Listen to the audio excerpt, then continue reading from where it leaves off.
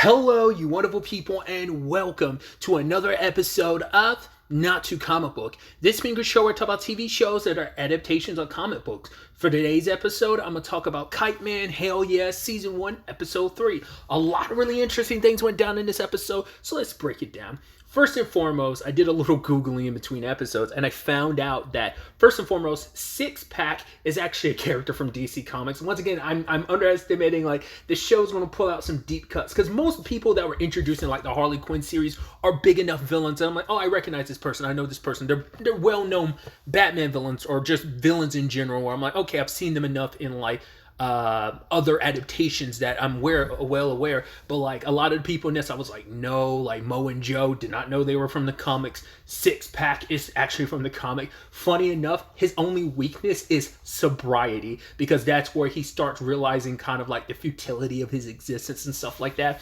It's kind of wild. I only, like I said, Googling that was kind of finding out that I'm sure that's something they're going to play with in this episode, in the show eventually when we get to that. But I also found out that Noonan's, it's also an actual bar in Gotham too.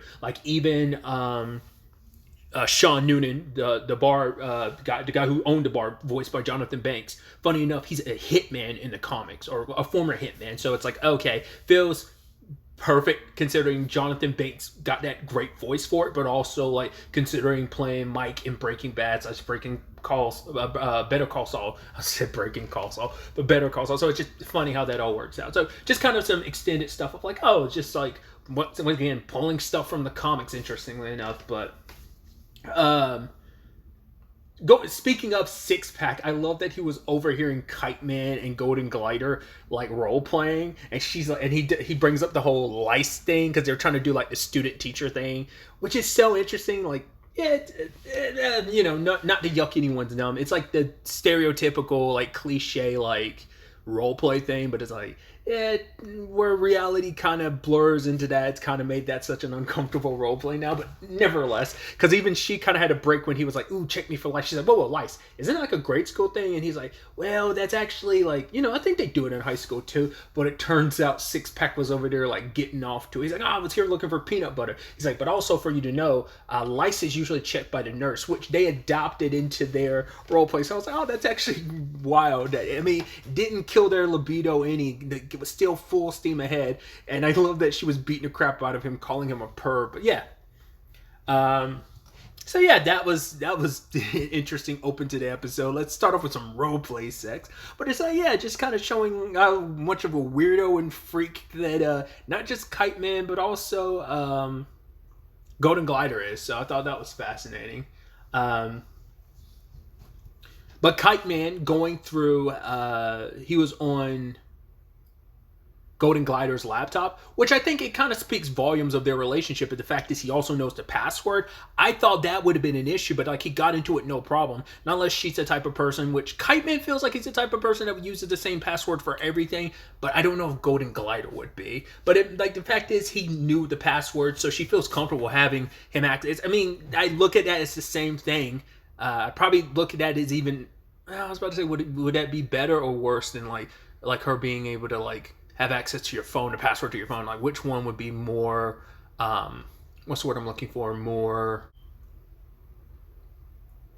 of a representation of trust, But whatever the case may be, he got into her file about relationship goals, and now he realizes wait, we're 2 months past the mark of when we're supposed to move in together, because it's if we don't move in together before a year, it's she's kind of got it labeled as break up, and so everyone's oh, well, you're kind of doomed, aren't you? And Bane tried to present the example of well, no, maybe you should take this opportunity to talk to Golden Glider, but it was nah, done. And even he's yeah, to be fair, you are 2 months past the mark, and he tries to move in, but then she was excited until she noticed oh my god, you pulled it from the list. I thought that was going to be her biggest issue, because I figured it was going to be a thing of she wrote that list well before she met Kite Man, and she was kind of embarrassed of oh, this is a younger me or whatever. So obviously it's a list that, she never specified when, but the list is at least 14 months old at the bare minimum, so But she was kind of very like cagey and not want to like broach that subject. She was just like, we can't move in together, and just boom. And now Kite Man's internalizing that, and especially no one in the bar helps make that any better by everyone making him feel like, oh, she really doesn't want to move in with you, and you're screwed in that regard. So, but then on top of that, they got to deal with the main threat of the episode. There's a bar that opens up across the street from them Villigans. Apparently it's a chain. I thought it was something related to Lex. Doesn't seem like Lex is tied to it at all. To be fair, it's like, it makes sense now sitting here thinking about it. It's like, he would not want to get rid of Noonan's. He needs it to stay intact because that's where he's got the anti-life equation is hidden there. So it's like, why would he want his safe spot to ever get destroyed? You would think in the future that could be something where he puts money towards making sure it does sustain itself. You would think like the whole Villigan's kind of trying to run them out of business and destroy them would, but Lex is kind of doing his own thing right now, so he probably is completely unaware. But maybe that's something we could see in the future, that Lex does come. But it's also like, let them fight it out. As long as it doesn't interfere with what I'm doing, I'm fine with it. I love that Bane went over there and got a job too. Wasn't just because like, oh my god, like they hired him. It's like he saw the Bane that was there, and it's like, oh, this guy is terrible. So he's not ignoring these people, and so he just immediately some people asked him for something thinking he worked there, and he just took the job. I felt so bad when that group of ladies were making fun of him, being like, oh, isn't the real Bane skinnier? Which is so sucky because they're talking magic. I mean, it's like people don't always treat their waiters and waitresses with respect, their servers. But, also like poor Bane. I love the whole thing too, is their theme is that it's villain theme. Like if you're there, like they just like people dress up like important villains. If you notice, there's a fake Harley Quinn and fake Poison Ivy. If I'm not mistaken, wasn't that the same fake Harley and Ivy? I forgot what the circumstances of, but weren't they? Oh, isn't that the porn version? Aren't those the porn actresses that played them last season? I'm pretty sure that was last season. Wasn't that the porn actors who played them? It looks like it's the same character model, so I think it is them. I mean, hey, everyone's got their day job, so it's like, well, I'm already doing it for a porn parody. Might as well like you do it as a side gig at Villigan's too. Not unless Villigan's is the main job, and they just like sublet as like Moonlight rather as porn versions of those characters. I don't know, because I was trying to remember where they came from, but I'm pretty sure it was from like a porn parody of Harley and Ivy, but I could be mistaken. But I do feel so bad because literally everyone, Gus, Mo, because I always forget, because Mo's the one that's alive, Joe's the one that's dead. Six Pack all like bailed and started hanging out in Villigan. At the same time, they're hanging out, like, well, doing that, Kite Man is trying to like destroy Villigans because he thinks by being like what was it that Noonan told him? It was like, oh, like there are two things that women like: being smacked on the ass and the man solving their problems. But then he was kind of like, no, like women don't. Kite Man was like, women don't like being smacked on the ass. They like sultry, like sext or something like that. And he sent one, and I just love that his text to speech for him to send it.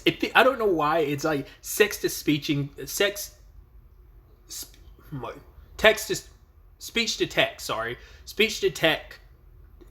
to text sexting seems weird to me to just be saying all that out loud, but whatever the case may be, I struggle to get that out of my mouth. I do apologize. I also felt bad for Kite Man because of course there wouldn't be a fake Kite Man, but I love that there is a fake Calendar Man. And literally right before Kite Man said, I was like, oh, so there's a fake Calendar Man, but not a fake Kite Man. The real salt in the wound, I was like, is there a fake Condiment King? Because as we know in this universe, Condiment King and Kite Man have beef. So like, I hope for his sake there is no Condiment King that we're fake Condiment King, because I'm sure it make Kite Man feel at least a little bit better that he's not there either. So, but poor Kite Man gets no respect. We also ended up finding out something interesting too. Apparently Kite Man has never killed anyone before, which even by the end of this episode he's kept that streak. We'll see if he breaks that by the end of like this season or whatever. But I'm also thinking to myself, I'm like, did Ivy ever know that you've never killed anyone? I mean, it makes sense. You're Kite Man. How would you have killed anyone? I'm also curious, has he ever killed anyone in the comics? Because I mean, like, dude, you as a villain could put some superheroes in the DC universe to shame. Because how many, like, there's only a handful of heroes that can probably, like, say in their entire history that they've never killed anyone. Even Batman's killed people in certain runs and comics and stuff like that, even though he's kind of got the no-kill rule. It's fascinating that you might be even a better person than Batman, because you can make the argument Bruce is a sociopath running around dressed like a bat. You might be a clumsy, bumbling idiot, but you're kind of a chill, nice dude. I mean, I'm purely basing it on this version of you. I don't really know Kite Man enough in the comics to really comment on that, you know, side of things, but... And that was interesting with the reveal of like, oh, he's never killed anyone before. He's like, yeah, don't let the Legion of Doom know. They'll have a lower opinion of me. It's like, it's kind of sad. They probably would, like, they already had a really, really low opinion. You're kind of like, could they have even worse of an opinion? Yes, they could. Which also makes me wonder, like, does Golden Glider know you've never killed anyone? Like, is Noonan the only one who knows that? Because, like, that's interesting. I mean, it also seems like it's not something he's keen to share. I think that's also the irony behind it. Like, your girlfriend can't control her powers and mass murders a lot of people, but you've never killed a single person. It's like an odd couple pair in that regard, right? So, either way, like I said, like, while that was all happening, Queen of Fables, Malice, her cat, and Golden Glider are all, like, getting, like, masseued and everything. But then all of a sudden, the masseuse attacked him, like, rips off, like, Queen of Fable's head from the body, and I was like, interesting. I was like, what's going on here? That's what at the time made me go like, wait, this is like a trap by Lex. And it's like I said, it ended up not being the case. But I love that the entire sequence, everything going forward involves freaking Golden Glider murdering people while naked. I was like, I think that's where you kind of get into that weird case of like a murder boner. I mean, to be fair, like, Kite Man would definitely have a murder boner because he had one, like, episode 1 being like, hell yeah. He's like, I have never been more turned on in this moment. But that ties into why Golden Glider's reluctant to move in with him, because she's like, if he puts, like, if he does something, because she's like, if my emotions run too rampant, I will accidentally kill him, and I like Kite Man, and I don't want to do that. There's also that line from Malice that I wanted to make sure. She's like, oh, don't worry, this must be our third date because I'm about to give you head. And I think it was Golden Glider. Like, wait, you give head on the third date? And she's like, oh, yes, like, chastity is the new edging. I was like, I've never heard that turn of phrase, but that's interesting. Is chastity the new edging? That's so interesting. I thought edging was still in play, but maybe chastity's replaced edging in that capacity. Either way, I also love that Queen of Fables got a new body. Well, I was wondering if she was going to keep that body. That was kind of my big question. So, I mean, we might see her change it every couple episodes or something. Like, something's going to happen that she's going to get a new body. This one, she Frankenstein together because it's like the arms of one body, probably the torso. Because she came across the torso. She's like, ooh, I like that torso. So, probably a completely different person's torso, different arms, and definitely different legs. Because she's got black arms and, like, thick white legs. So, I'm wondering of the legs belonging to, like, the big buff lady who's one of the kind of mini bosses or whatever. But yeah, because Golden Glider snapped because she thought Kite Man was dead and, like, literally eviscerated everyone. And Malice is totally fine because she's like, hey, I'm immortal, so I'm fine. I was like, oh, did we know that? How many people roll with Darkseid are immortal? Is she the only one? I'm curious. But yeah, like, Kite Man was meant to go deal with the manager, and I saw the little girl and I didn't think much of it until she introduced herself, and I was like, oh, baby doll, which I completely forgot about this character until, like, maybe like a couple months ago. I was watching a YouTube short about Batman the Animated Series, and it was in correlation with Baby Doll. I was like, if I had not seen that a couple months ago, I would have completely forgotten about this character. I was like, wow, that's so interesting. But yeah, she seeks, because she doesn't run all of Villigan's. It's just this particular branch. She's the franchisee. She's the manager of this particular franchise So I am curious. It could still be a Lex situation. So he might own it in totality, and this happened without him knowing. Maybe, I don't know. But yeah, Kite Man went there for the purposes of killing her until like he found out, oh, like the manager might be 47 years old, but she's so adorable, so I don't want to kill her with like this essentially a disintegration like weapon that Noonan had given him. And it's like, yeah, he kind of punked out, and so he wanted to try and build community, and he wanted to bring something to Noonan's that Villigan's couldn't, because it has all this spectacle, but it's like, nah, it's all about like fun and community, and we'll have different theme nights, but that got stolen by Villigan's, which I'm curious to see if that ends up being something they still do going forward. But yeah, there was a bomb in the gift basket. Luckily, he threw it, and it ends in this tussle between Kite Man and Baby Doll, and the entire time she just keeps hitting him in the nuts when she's punching him and kicking him, but he doesn't want to hit a little girl. But what sets him off, just like the polar opposite of what set Glider off, she thought Kite Man was dead, and she went on a killing spree, and Kite Man looked like he was about to snap, but then they cut away from it, and then next time we see him, he's in the bar, and they're happy because, well, Kite Man heard from Baby Doll. It's like, oh, she said that she wanted to move in with you. And it's like, yeah, because she's like, I like him a lot. And she's like, I don't like a lot of people. And just like that makes me like him more and more. Everything, you know, once again, those two are like severely, madly in love and meant for each other. They're meant to be.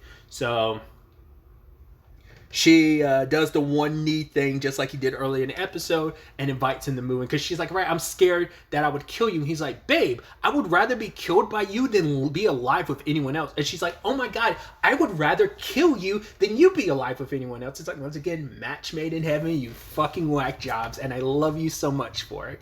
So yeah, I just thought that was so sweet. So yeah, they're gonna move in together. So maybe the next episode involves them finding a place. We actually don't know where they currently... Well, we've been to Kite Man's place in previous seasons of Harley Quinn. I assume he's still living there. I don't think we've obviously never been to Golden Glider's place. So what place are they going to end up getting? I'm sure them getting a place is going to be a whole shenanigan-filled thing in the episode. I don't think Noonan has an upstairs that they could live with. I don't know if this is like a...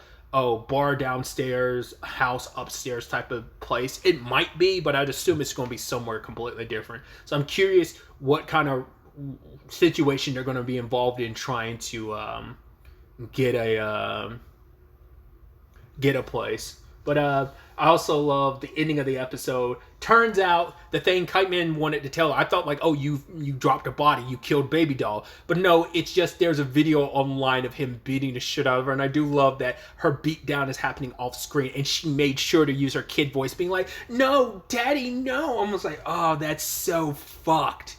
And I love that if you look at the comments, one of them's like, yo, someone stop this. Someone called Batman. It's like, I was trying to remember. I was like, where the fuck is Bruce canonically? Isn't he still in prison? Isn't he still locked up? I mean, we know spoilers out and about, and like I said, I don't remember where... And Damien is still active? But didn't he go off with Talia last season? I don't remember. But like, I'm fairly certain Bruce is still in prison, isn't he? I don't remember now. So yeah. Either way, just another fun episode. I'm loving this show.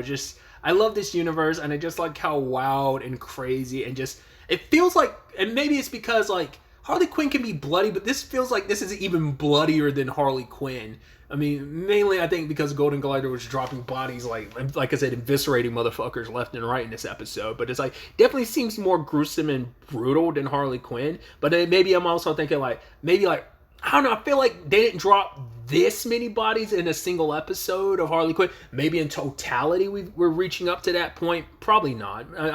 There's probably like much bigger gap between Harley Quinn and this, but it's just, I was like, man, it just feels like they're dropping bodies like crazy. It just seems extra bloody, but maybe that's just my imagination. Maybe I'm just not thinking back in retrospect enough to realize like, nah, like there's a lot more blood and guts in Harley Quinn than I'm giving it credit for.